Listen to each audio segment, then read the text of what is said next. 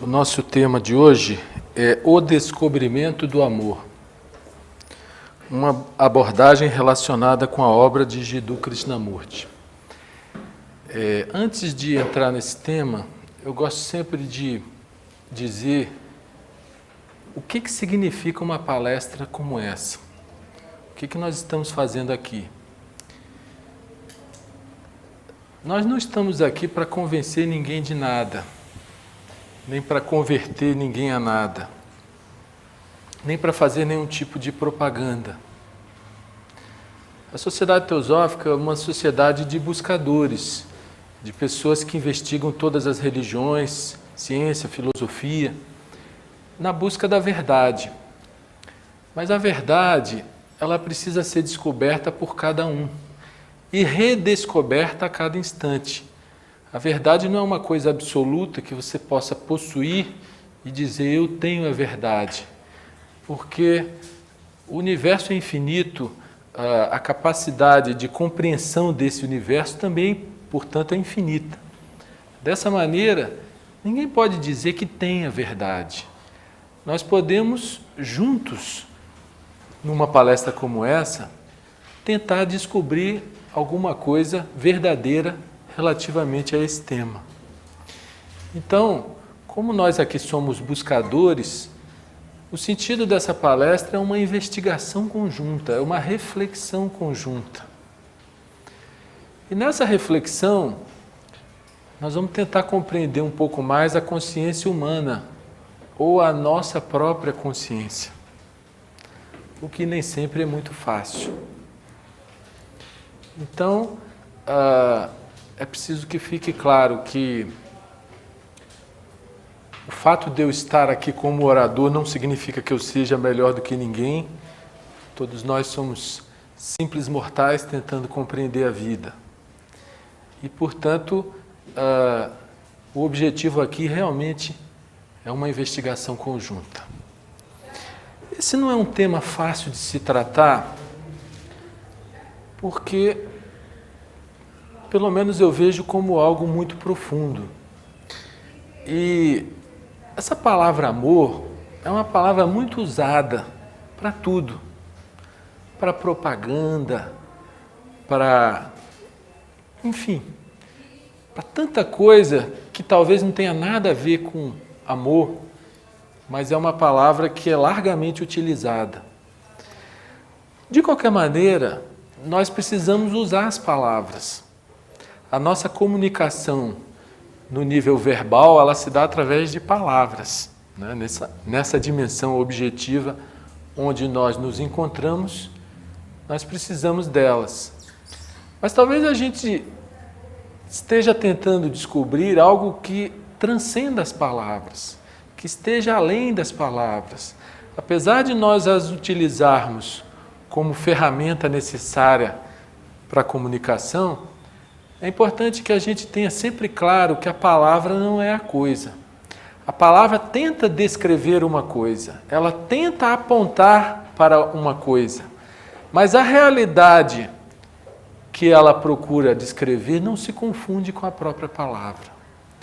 Então nós vamos tentar descobrir hoje, juntos e por nós mesmos, sobre essa coisa chamada amor, se isso pode ser uma realidade na nossa consciência, nas nossas vidas, e quais as implicações disso, ou se vai ser mais uma mera manifestação de palavras.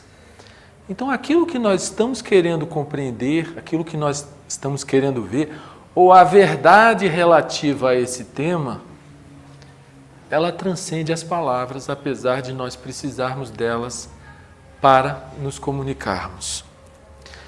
Muito bem, como eu estava dizendo, muita gente fala em amor, muitas religiões falam em amor, muita propaganda fala sobre isso. Então a gente vê que essa palavra, ela está assim, ela vale para tudo. Mas nós aqui, o que realmente nos interessa é compreender a consciência humana, é compreender a nossa própria consciência e não fazer propaganda nem proselitismo de tipo nenhum. O que a gente vê no mundo é que a vida humana, a sociedade humana, a civilização humana, ela é profundamente egocêntrica. Por que o mundo é esse caos que a gente conhece? Se você abre um jornal, se você liga a televisão, você só tem notícia de tragédias, de horrores, de maldades, de guerras, de crimes, de lutas. E mesmo que você saia das páginas policiais, você vai ver um mundo em que há uma competição violenta entre as pessoas, entre as empresas, entre os países, enfim, é um cada um por si na vida humana, que é uma coisa terrível. E quando não é por si considerado um indivíduo, uma pessoa isolada, você tem a identificação com grupos.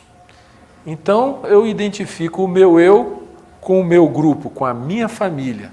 Então, se a minha família estiver bem, o mundo que se dane. A minha família estando bem, está tudo bem. Né? Quer dizer, a mente humana, ela tem uma tendência natural a dividir e se associar a uma parte resultante da divisão que ela própria criou. Então, é a minha família, é a minha igreja ou a minha religião, ou é o meu time de futebol, ou é o meu partido político, enfim, o meu país. A mente humana, ela se associa com segmentos, com partes. E muitas vezes ela coloca essas partes em conflito com as outras partes. E a gente vê todas as religiões falando em unidade da vida, falando em amor ao próximo. A gente ouve também toda uma literatura sobre o amor romântico, né? O amor do casal. Então, o objetivo desse nosso encontro aqui é a gente refletir junto sobre esse tema e tentar se aprofundar nele um pouco para ver se nós podemos compreender o que seja amor, não como uma palavra, mas como algo real, palpável, como algo que possa ter um espaço dentro da nossa consciência e, naturalmente, produzir uma transformação na nossa vida. Porque, senão, tudo serão palavras, pode ser um bom entretenimento, mas será de muito pouco significado. Muito bem. O que é o amor? Talvez 90% ou mais do que se diga o que seja amor, talvez não seja. Por exemplo, a primeira manifestação que vem à mente quando você fala em amor, você já pensa logo num casal. Né? Amo a minha esposa ou a minha namorada. Aí se você perguntar, por que você ama a sua esposa? Aí você poderá dizer, porque eu a acho bonita, atraente, porque ela é uma grande companheira, porque ela me satisfaz sexualmente, porque ela faz uma comidinha deliciosa. Enfim, quando a gente for olhar as razões pelas quais a gente diz que ama, essas razões, na maioria das vezes, são razões da gente. Né? Ela me atrai, eu a desejo. Né? Ela faz isso para mim, ela cuida de mim, ela me protege, ela me dá conforto, ela me dá carinho, ela me dá eu e eu. Enfim, eu amo na medida do que ela me dê. E no momento em que ela para de me dar aquilo tudo, muitas vezes o amor se transforma em ódio.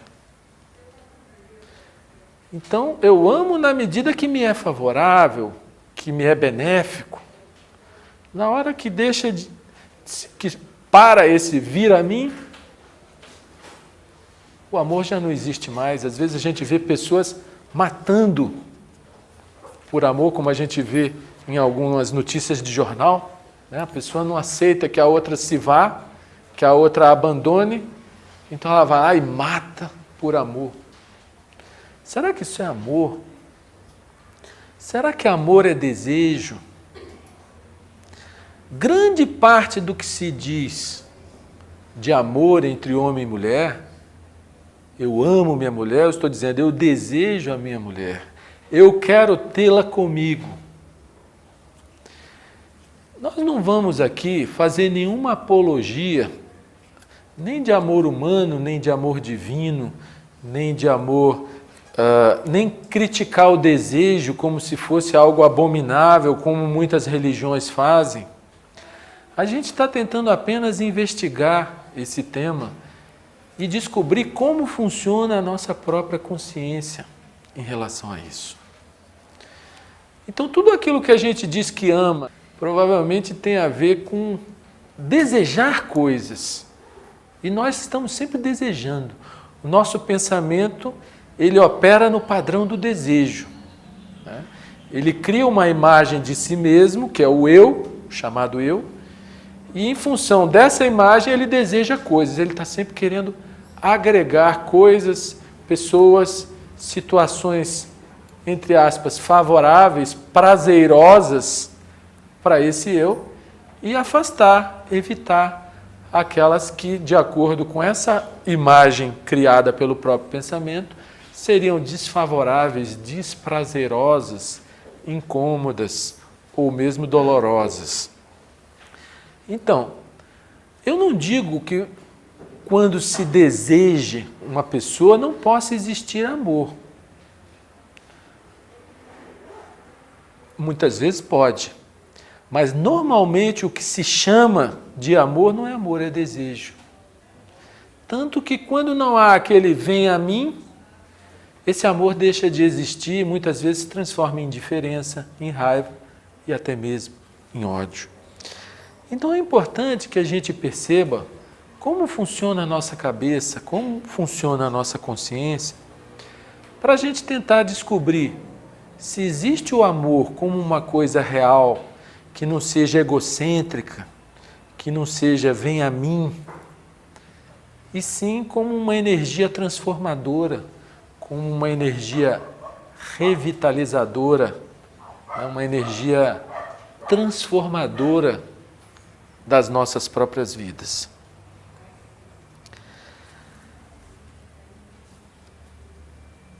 Observando a natureza, a gente pode dizer, sem medo de errar, que o amor está presente em tudo.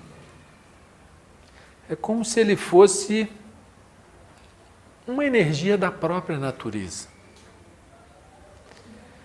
E esse amor que a gente encontra na natureza, ele é muito diferente desse amor possessivo, apegado, cheio de desejo, que nós chamamos de amor. Se você vê, por exemplo, uma flor no campo, você olha que ela tem beleza, que ela exala um perfume, que ela alegra a vida de quem tiver olhos para ver aquela beleza e para sentir aquele perfume. E ela não está pedindo nada em troca, ela só está ali, manifestando a sua beleza e o seu perfume. Você pode dizer, isso aí é muito poético. Tudo bem, nós não estamos aqui para fazer nenhum proselitismo, nós estamos tentando observar a natureza e tentar compreender se existe essa energia que a gente está chamando de amor na natureza e se ela pode existir nas nossas vidas também. Quando você vê, por exemplo, mesmo nos animais, eu me lembro de uma ocasião que lá no meu sítio tem lá umas éguinhas, uns cavalinhos. Eu me lembro de uma égua que ela vivia apanhando das outras assim. Ela era sempre a última a comer, era sempre a última a beber água. Ela era fraquinha, né? Ela tinha que fugir das outras, senão as outras batiam nela, né? E eu observava. Até que um dia essa égua ganhou um potrinho. E eu procurei afastar ela das outras com medo que as outras prejudicassem. Antes de nascer o potrinho, eu procurei afastar elas. Eu lembro quando ela voltou à convivência com as demais, eu fiquei morrendo de medo. Eu vou dizer, vamos soltar ela ali com as outras, agora vamos ficar observando o que acontece. E eu me lembro que aquela égua que apanhava de todos, quando ela chegou com o potrinho, e a turma toda veio ver, né? Veio assim para cima, em cima dela. Gente, ela virou uma fera, não deixou ninguém chegar em cima daquele potrinho. Então, aquela que era a que apanhava de todas, aquela que era a fraquinha, na hora que tem um instinto maternal de proteção, aquela criatura nova que precisa, que sem a proteção dela, ela não sobrevive, né? Ela se tornou a mais valente de todas. Eu achei interessante observar isso na natureza. Isso é amor. Você pode dizer que é instinto, tudo bem, não importa a palavra, mas você vai ver o amor presente nas plantas, como no exemplo da flor que dá o seu perfume e a sua beleza sem pedir nada em troca, mesmo nos animais, e até no movimento. Você olha o movimento da Terra ao redor do Sol. Normalmente a gente olha o Sol como se fosse uma coisa sem vida, né? Como se fosse o aparelho de ar-condicionado que você liga ali, não tem importância. Você vê que o Sol irradia a sua luz que permite a vida, irradia o seu calor, né, para todos, gratuitamente. Aí você diz, isso é um elemento da natureza. Mas será que não existe amor nessa energia que é trocada para que outros seres vivos possam existir? Se o Sol apagasse hoje, nenhum de nós estaria aqui. Não é assim? Aí a gente pode dizer, não, lá são elementos químicos que estão em combustão. Mas se você mergulhar profundamente na ordem que existe na natureza, você vai ver que essa ordem ela é amor. Que tudo que existe dentro de um equilíbrio, né? O equilíbrio ecológico, os ciclos da natureza, tudo isso é muito inteligente e é amor. Mas, em geral, nós não estamos interessados nisso, porque nossa consciência é muito centrada em nós mesmos. Nós estamos sempre perseguindo algum objetivo, em geral, algum objetivo material. Quando não é dinheiro, é sucesso, é projeção da vaidade, é satisfação material de coisas, ou até mesmo de prazeres de todas as ordens, né? Às vezes prazeres sutis, como ser reconhecido, ser admirado. A gente está sempre procurando alguma coisa. E por isso, a nossa consciência, ela está sempre voltada para nós mesmos. Nós vemos o mundo através de um programa de computador que foi colocado na nossa cabeça, que faz com que a gente veja o mundo de uma maneira egocêntrica. Tudo que a gente vê, tudo que a gente faz, tem esse sentido do eu. A gente se vê como um ente separado dos demais e, ao mesmo tempo, a gente age sempre para favorecer esse eu, ou esse meu, ou o grupo ao qual a gente se associa, e perde aquele sentido de unidade que todas as grandes religiões falam. Então, para a gente tentar compreender o que seja unidade, o que seja amor, não há outra alternativa, isso como uma coisa real, e não como um jogo de palavras. Não há outra alternativa senão compreender como opera a nossa própria consciência.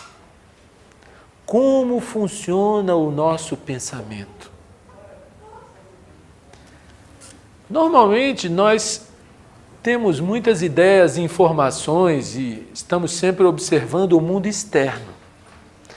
Mas nós raramente observamos o mundo interno. nós observamos muito pouco o que se passa dentro de nós, os pensamentos que fluem numa velocidade rapidíssima na nossa consciência, os desejos que vêm à tona misturados com emoções que também vêm dentro de nós na nossa consciência. Tudo isso são forças poderosíssimas que estão diariamente, a cada instante, a cada minuto, influenciando as nossas ações, o nosso comportamento, mas nós não temos olhos para ver o que se passa dentro de nós. Estamos sempre muito interessados nas coisas de fora. Qual a importância, então, da gente olhar para dentro e conhecer todo esse processo, todo esse mecanismo de pensamento? O que isso tem a ver com amor?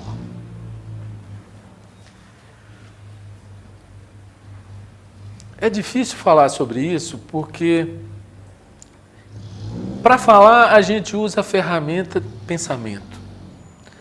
Para ouvir, a gente filtra as palavras também usando a ferramenta pensamento. E essa é uma ferramenta extremamente contaminada por essa noção de ego, de egoísmo. Então, para a gente tentar compreender isso aí, e além das palavras, a gente precisa se esvaziar de ideias prévias, se esvaziar desse programa de computador que acha que sabe o que é amor. Eu não estou dizendo que eu sei, não. Nós estamos investigando juntos, né? Então, se esvaziar de tudo para tentar mergulhar nisso. Eu acho que não é muito difícil perceber que o nosso pensamento, ele está sempre pensando em nós mesmos. Eu acho que qualquer um de nós pode constatar isso observando seus próprios pensamentos. São raras as situações na vida em que a gente está preocupado em fazer o bem ao outro, sem se preocupar com o que nós vamos ganhar com esse bem. Então, essa ferramenta altamente contaminada que é o pensamento, contaminada com o egocentrismo, com o egoísmo, ela é a antítese do que seja amor. Porque o pensamento gera divisão, o amor é união. O pensamento faz com que eu pense em mim, enquanto que o amor faz com que eu me preocupe com o próximo. O pensamento me faz me sentir separado dos demais. O amor é o que promove a união. Então, só percebendo como opera o pensamento e como ele é viciado em egoísmo e egocentrismo, vendo isso operando em nós mesmos, é que a gente tem alguma chance de, pelo menos por algum instante, que nem que seja só nesse instante, se nós estamos de fato nos observando, ver que esse fluxo de energia chamado pensamento, ele é muito importante para coisas práticas, ele é muito importante para que a gente possa ter uma vida material, muito importante para que a gente possa se relacionar no plano físico, mas que em termos espirituais, ele é o grande obstáculo à vida espiritual. Ele é o grande obstáculo a que o amor venha a nós como uma realidade nas nossas vidas. É interessante essa questão toda, porque nós somos acostumados a usar o pensamento como nossa principal ferramenta para tudo. E nós nunca questionamos, e na maioria das vezes nem observamos como é que ele opera, como é que ele funciona e o quanto ele age de maneira egocêntrica. Mas na medida em que a gente se interessa por um tema desse, Não como jogo de palavras, nem propaganda, nem proselitismo. Se a gente quer, dentro das nossas consciências, dentro das nossas vidas, abrir um espaço para essa energia benigna, essa energia regeneradora, essa energia unificadora, harmonizadora, que a gente está chamando aqui de amor, a gente precisa perceber como o pensamento opera e, por algum instante, deixar ele quieto, gerando silêncio dentro das nossas cabeças. Diz Krishnamurti, que é esse filósofo que eu gosto tanto de pesquisar, que o amor não pode ser produzido pelo pensamento. Ele é uma energia da natureza. Você pode manipular as forças da natureza, mas você não pode produzi-las, vamos dizer assim.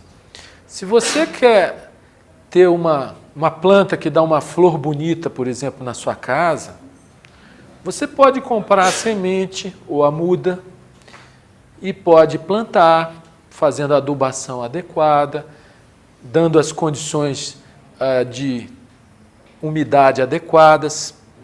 Enfim, você opera com os ingredientes, mas quem vai fazer aquela planta nascer, florescer e frutificar é a natureza, não é você. Não adianta você chegar lá e querer esticar a semente, você não vai produzir aquela planta. Né? Tem até aquela passagem linda da Bíblia que fala, olhai os lírios do campo, eles não tecem nem fiam, e no entanto nem Salomão em toda a sua glória se vestiu como qualquer um deles.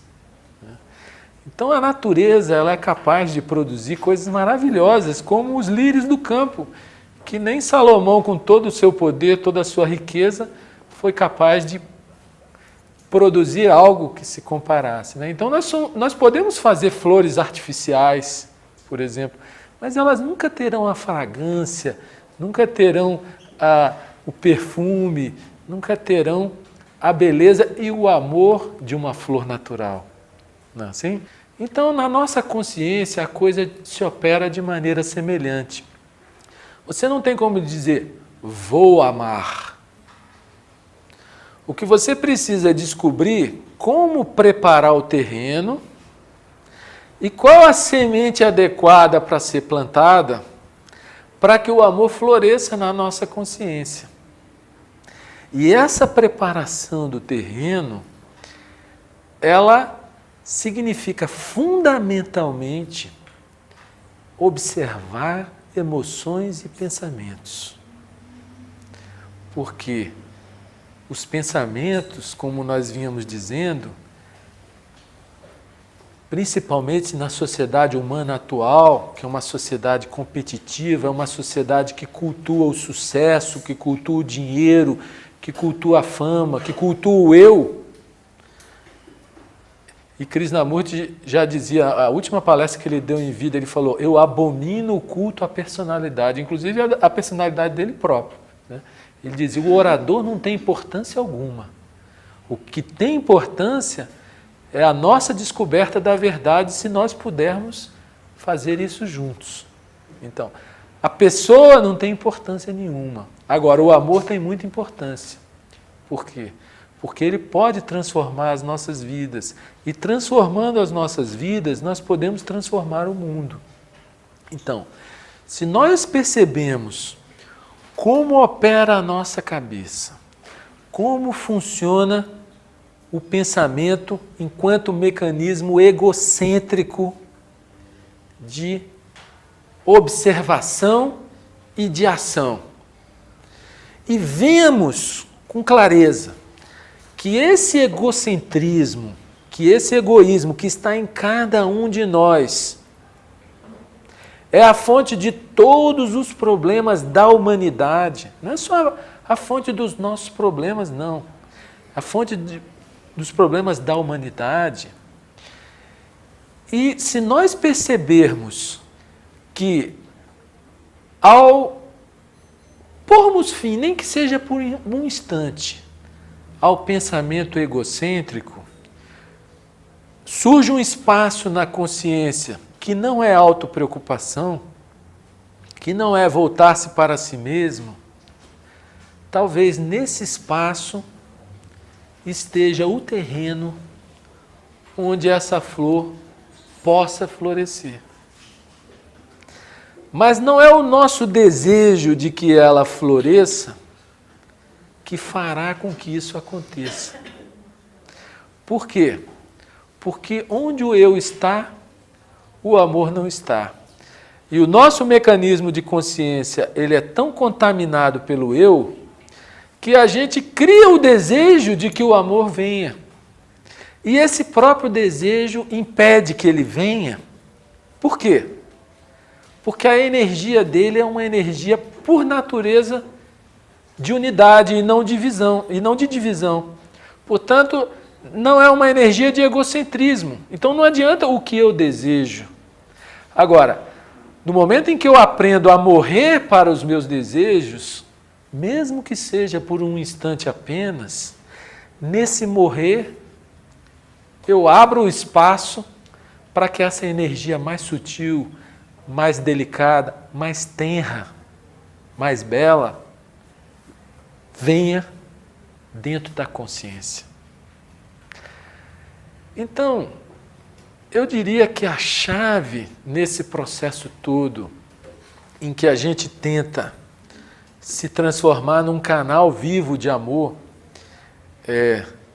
não para parecer melhor do que ninguém, mas porque a gente pode ser muito mais feliz dessa maneira, a chave para isso é o autoconhecimento. Mas o autoconhecimento, ele não é reunir informações sobre si mesmo e acumular essas informações na memória. O autoconhecimento é perceber como opera a memória e como a memória condiciona a nossa observação do mundo, a nossa observação de nós mesmos e a nossa observação da natureza. E aprender a morrer para o passado, que é deixar a memória quieta, para ser usada só na hora que precisa. Né?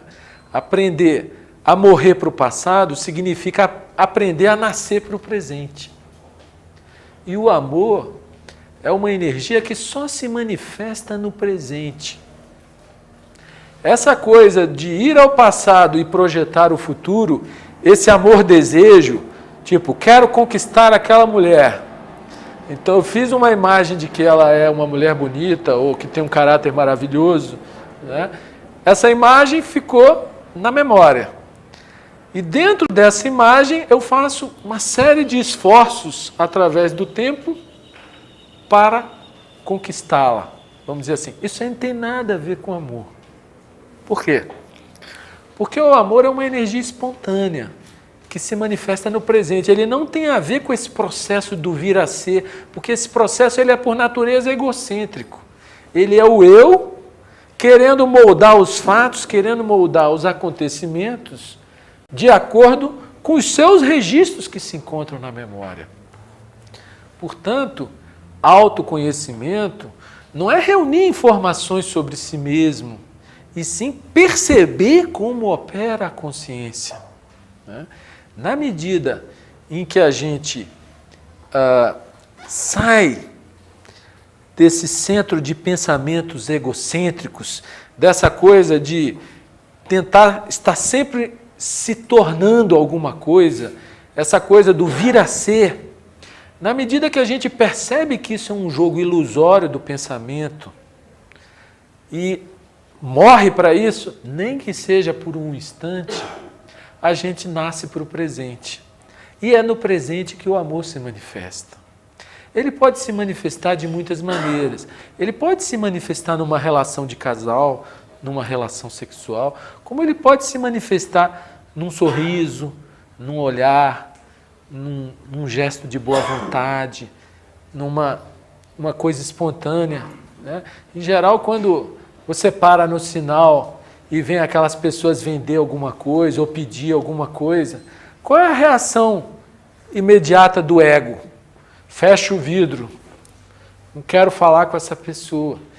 Mas se a gente, naquele momento, está livre dessa couraça de egocentrismo que a gente carrega, né, a gente vai dar um sorriso para a pessoa, a gente vai abrir o vidro para conversar com ela. Né? Quer dizer, o amor é essa coisa de simpatia, essa coisa de afeição.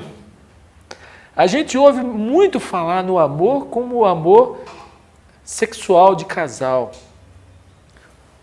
Pode existir, mas é muito raro.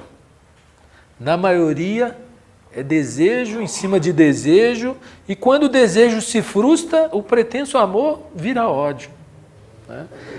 Mas o amor pode estar em todas as coisas, em todas as relações, mediante uma energia que unifica as pessoas, que harmoniza as relações, que compreende, que não se coloca em primeiro lugar. E todas as religiões falam nisso, a Bíblia fala nisso. Lá está, os últimos serão os primeiros, até um ditado popular isso. Né? Essa é uma lei da natureza. Quando você se coloca em primeiro lugar, que é o eu, a couraça de pensamentos egocêntricos, eu em primeiro lugar, a natureza te coloca em último. Mas quando você rompe essa couraça e se preocupa com os outros, a natureza te retribui muito mais em termos de alegria, de felicidade. Você pode até perder em termos materiais, mas em termos de bem-estar interior, que é algo incomparavelmente melhor do que coisas materiais, você ganha. Não é? Mas você ganha não é porque você se colocou em último para ser colocado em primeiro, porque isso já é jogada do pensamento. Né? Você naturalmente rompeu a sua couraça de egocentrismo e se preocupou com o próximo, se preocupou com o outro, se colocou no lugar do outro. Né? Dessa maneira, a própria natureza te devolve como alegria, como paz, como harmonia na sua própria consciência. Infelizmente, a sociedade humana, ela vive muito em função de valores materiais, como se nós fôssemos durar para sempre. Então, as únicas coisas que se importam é ganhar dinheiro, acumular, trocar o carro por um mais novo, ter mais. Então, as pessoas lutam desesperadamente por coisas materiais, como se nós fôssemos durar para sempre. Né? Em algum momento, ou a vida nos tira essas coisas materiais e nós sofremos, ou a morte nos leva e nós temos que abandonar tudo. Agora, a alegria que se encontra na consciência, quando a gente percebe que esse jogo do pensamento de autopreocupação, de estar sempre em função de si mesmo, é um jogo ilusório, falso, perigoso e extremamente infeliz. A alegria que vem na consciência é algo que ninguém pode roubar. Não é? Às vezes pode acontecer as coisas mais trágicas, mas se nós estamos centrados nesse centro de paz que existe dentro de cada um, o mundo pode desabar, mas nós estamos em paz. Agora, se nós estamos muito preocupados com as coisas internas, elas vão desabar em algum momento. E a consciência vai se perder na medida em que elas desabam.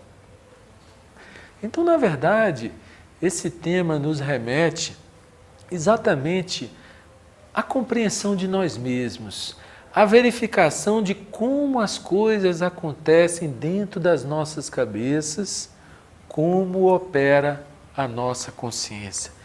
Eu acho que não tem coisa mais gloriosa que possa acontecer na vida da pessoa do que ela se abrir para essa energia que não divide, para essa energia de união. Isso não é fácil. Eu confesso a vocês que, por exemplo, desde que eu resolvi fazer essa palestra sobre esse tema, eu venho refletindo sobre isso. E poucas vezes eu consegui, na minha própria consciência, dar um chega para lá na couraça de egocentrismo que a gente carrega e deixar que uma energia extremamente benigna, benéfica, harmonizadora estivesse presente. Mas eu posso dizer que não há nada na vida que possa ser comparado a isso. Quando a gente morre para o sentimento de autoimportância, quando a gente aprende a parar de se preocupar consigo mesmo, mesmo que seja por um instante, porque a vida é vivida a cada instante, né? Abre-se um espaço na consciência em que tudo tem um outro sentido. A vida tem um outro sentido. Pode parecer que nós estamos falando aqui de coisas utópicas, mas é uma coisa que não dá para descrever, porque ou cada um descobre isso, esse espaço, essa dimensão, essa pequena abertura na sua própria cabeça e na sua própria consciência, ou qualquer descrição, ela vai ser repetição de palavras, e repetição de palavras é memória, e a memória é o que está morto, é o que já passou, enquanto que o amor é uma coisa viva, que floresce no presente. Então, é bastante difícil você descrever o estado da consciência em que a gente experimenta esse sentimento de união, esse sentimento de unidade, em que o bem da gente é tão importante quanto o bem do outro. Todos os instrutores religiosos falaram nisso. Os santos, tem muito santo que não é santo, mas os verdadeiros santos são pessoas que amaram o próximo muito mais do que a si mesmos. E nesse amor eles se realizaram. Então é preciso romper com a couraça do egocentrismo para permitir que o amor, que é uma energia da natureza, ele não é meu nem seu, ele é da natureza. Você vai no campo, um matinho que está ali, ele vai dar uma florzinha que é amor, que não foi plantada por ninguém. Então essa energia que mantém os átomos agregados, que mantém os planetas em movimento de uma forma harmônica. Já pararam para pensar, se a Terra resolvesse sair da órbita do Sol para dar um passeio por aí, o que ia acontecer com a gente? Né? Existe uma ordem na natureza que é amor. Então o amor é uma energia da natureza, ele não é meu nem seu. O meu amor já é aquela coisa contaminada pelo eu. É fácil você dizer, eu amo meu filho, eu amo minha mãe, eu amo minha mulher. Agora, o amor enquanto energia pura, incontaminada, que está no universo inteiro, que mantém o universo unido. Aliás, isso é até uma coisa interessante, né? A palavra universo, ela tem um significado etimológico de uni e verso.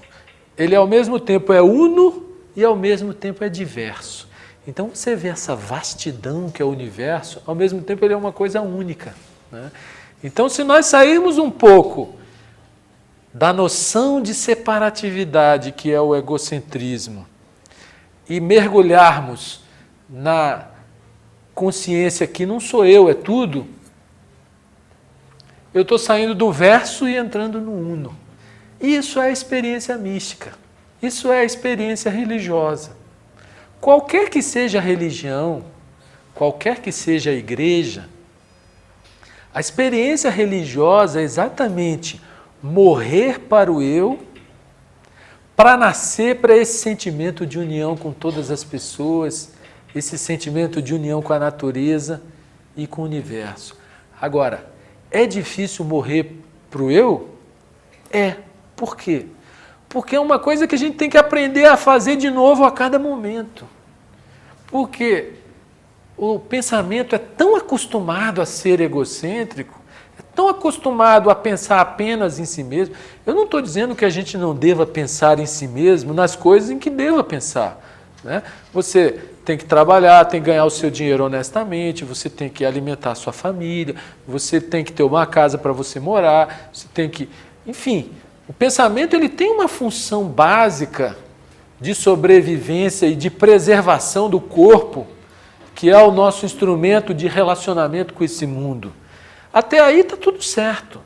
Agora, na maioria das vezes, nós temos as nossas necessidades básicas satisfeitas, nós temos, às vezes, nem sempre, mas um padrão de vida razoável, ainda assim, o pensamento está procurando mais, sempre dentro de um parâmetro egocêntrico, não é? Então, como morrer para isso se nós somos viciados nisso? Então a gente tem que perceber como é que opera o pensamento para cada instante que ele estiver criando, tecendo a sua teia, a sua coragem e dizer, opa, espera aí, vamos ver se isso aqui é real ou se é ilusório, se isso é um jogo do pensamento que vai me afastar das pessoas, que vai gerar desagregação, desarmonia, ou se sendo uma coisa ilusória, eu posso morrer para essa coisa, pelo menos nesse instante. Essa palavra morrer é engraçada, a gente estranha falar sobre isso, porque a gente pensa em morrer como uma coisa definitiva, né? Talvez até seja. Quando a consciência enxerga uma coisa com uma clareza absoluta, talvez a transformação que ocorra seja definitiva. Mas, e o próprio Krishnamurti diz isso, que quando se compreende realmente uma coisa, não se volta mais a reincidir, às vezes, naquilo que era fruto da incompreensão, vamos dizer assim. Eu não chego a tanto, né? Eu acho que a cada instante você precisa redescobrir a verdade ou a falsidade da coisa. E eu vou dizer que muita coisa que a gente acha que precisa, muitas necessidades que a gente acha que tem, são meras projeções do pensamento. Se a gente parar e perguntar para nós mesmos, será que eu preciso disso? Será que isso é realmente necessário? A gente vai ver que a gente imaginou, projetou, ficou nutrindo o desejo e depois acha que aquilo é uma coisa imprescindível, quando aquilo de fato nem é tão necessário assim, não é? E por causa disso as pessoas vivem em conflito umas com as outras. Krishnamurti diz que sem amor a vida é como uma terra estéril, não nasce nada. E a vida que a gente conhece no mundo, na sociedade, ela é assim. As pessoas estão sempre lutando atrás de coisas, conseguindo coisas, elas sentem uma alegria passageira na hora que elas conseguem os seus objetivos, mas logo elas já são condicionadas a correr atrás de outros objetivos, o pensamento projeta outras coisas e elas continuam infelizes. Então, essa vida que nós conhecemos, essa vida mundana, esse vir a ser permanente, é que nem uma terra estéril. Não tem beleza, não tem graça, não tem afeto, não é? O afeto talvez seja uma das formas mais espontâneas de manifestação do amor, né? Quando é aquela simpatia gratuita, né, que você tem às vezes por uma pessoa que você nem conhece, que você está vendo uma vez e nunca mais talvez veja, né? Então o amor que a gente conhece é o amor nutrido do eu, o meu filho, o meu pai, o meu parente. Agora, o amor enquanto energia espontânea que pode ser distribuída para todas as pessoas, isso é muito raro nas nossas vidas, porque nós vivemos a vida do ego, a vida do egocentrismo e do egoísmo. Mas quando há amor na nossa vida, tudo passa a ter um sentido diferente. As relações com o marido, com a esposa, com a namorada, com o filho, com o vizinho, com o irmão, até com o desconhecido que aborda a gente no sinal. São relações de outra natureza, de outra qualidade. Quando existe amor na consciência, a gente tem olhos para ver as maravilhas que a natureza produz a cada instante, a cada momento, o jogo de cores fantástico que tem em tudo, né? As obras de arte que você vê a cada momento, quando você vai ver um pôr do sol, por exemplo, a cada minuto aquelas cores vão mudando como uma obra de arte viva, que está sendo refeita a cada instante, cheia de beleza. Mas porque não há amor na nossa consciência, há egocentrismo, a gente não tem olhos para ver, porque nós só estamos preocupados com os nossos interesses. Né? Então é preciso perceber que a nossa consciência opera sempre dentro desse mecanismo egocêntrico para poder romper com isso e para acordar para a vida, para transformar a vida numa coisa maravilhosa, que vale a pena ser vivida. Mas para a vida ser maravilhosa, a gente precisa aprender a se desapegar. A gente precisa aprender a perder. A gente precisa aprender a morrer. Por quê? Porque quando a gente se apega e a gente quer que as coisas se eternizem, sendo coisas materiais que por natureza são transitórias, porque a vida material é transitória, a gente sofre, a gente se apega a pessoas, a coisas, e em algum momento essas coisas são retiradas e a gente sofre. Agora, na medida que a gente perceba que o amor não pertence à dimensão transitória da consciência, ele pertence ao eterno, e o eterno ele está sempre se revelando no instante presente, através de uma nova forma de beleza, e nós temos olhos para ver essa beleza, nós nos abrimos para ver essa beleza, nós percebemos que a vida passa a ter um outro sentido. As relações passam a ter um outro sentido. A gente vai se relacionar de uma maneira adequada e não de uma maneira em que a gente está explorando ou sendo explorado por alguém. É difícil falar sobre isso, porque talvez a gente esteja aqui fazendo um esforço de abrir um espaço na nossa própria consciência, mas a gente precisa usar a consciência para observar, não é assim?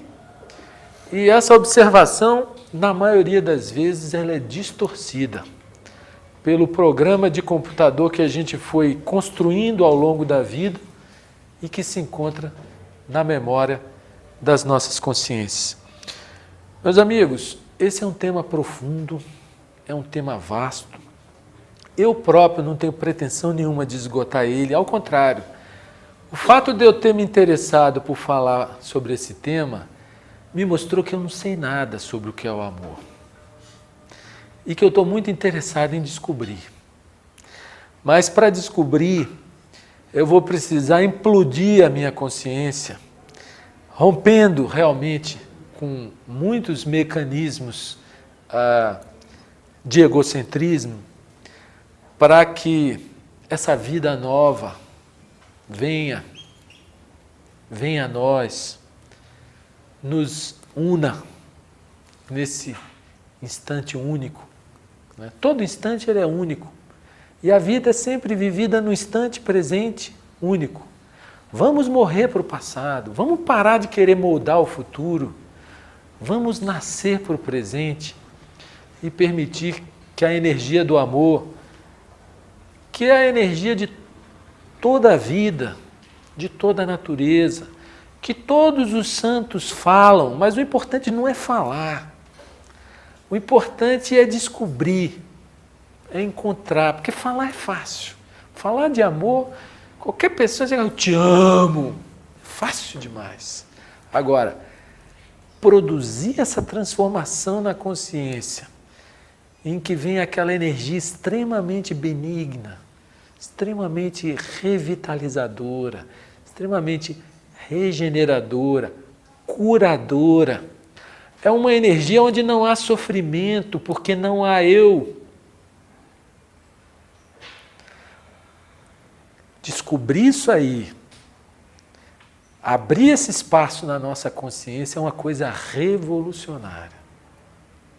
É uma coisa que todos os grandes místicos tentam passar, mas ninguém compreende.